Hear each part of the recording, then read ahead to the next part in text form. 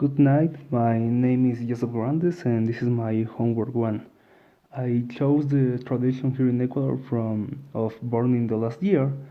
I think you should be familiar with this tradition, teachers. If it's so, I will explain it now.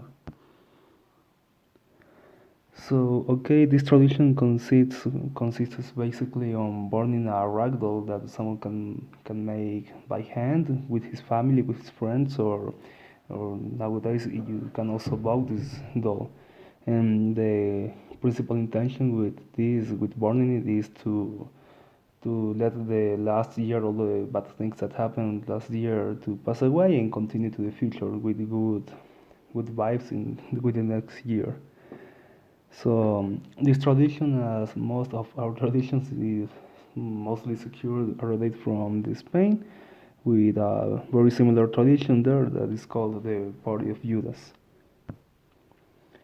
This tradition, however, is not only exclusive from Ecuador; it's also practiced in Mexico, Uruguay, and also in some parts of Colombia. But of course, here in Ecuador is where it is the most popular.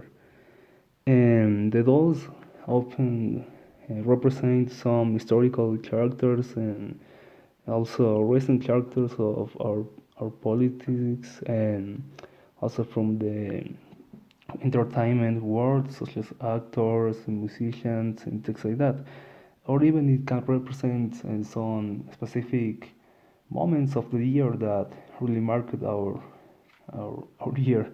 For example, in 2016, when it happened the earthquake in the coast of the country, there were many supermodels of this that represent the moment of the earthquake and people helping, just like you can see in the picture below. So that's it.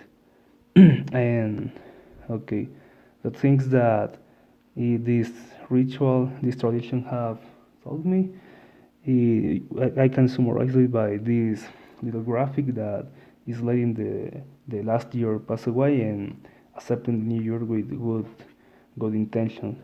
And I think the key words or phrases will be change, closing cycles, and beginning again if you had a bad year, of course.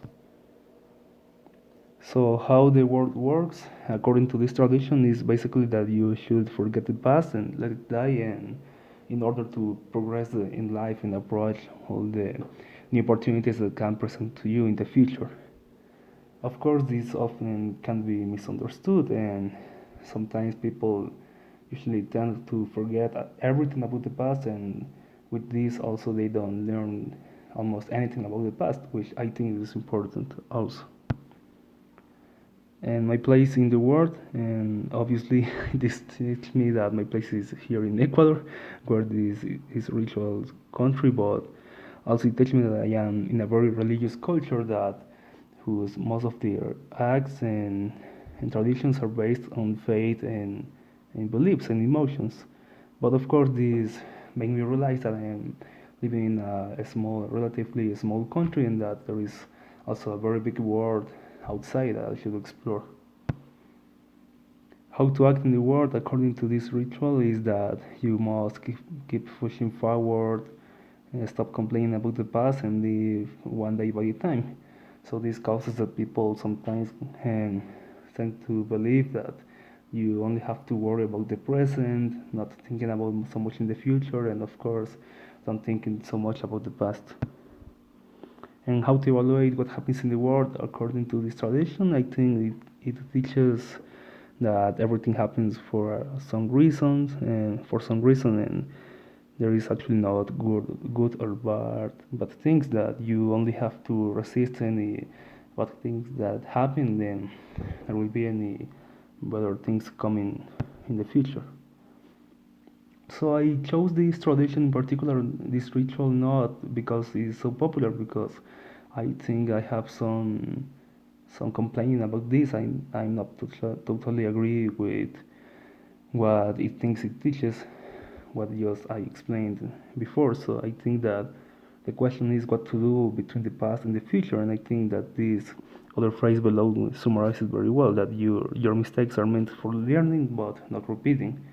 But some people learn from this ritual that you have to forget the past completely and don't worry about it. So they don't usually learn from their past, don't learn from their mistakes, from their failures, and often repeat them in the future.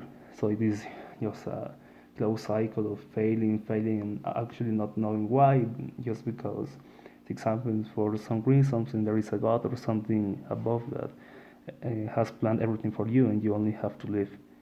So I don't think this is very positive, but it is the culture where I live and what I learned when I was a child. Of course, when I grew up, I understood that this is not, that doesn't have to be exactly like that. So that would be my presentation.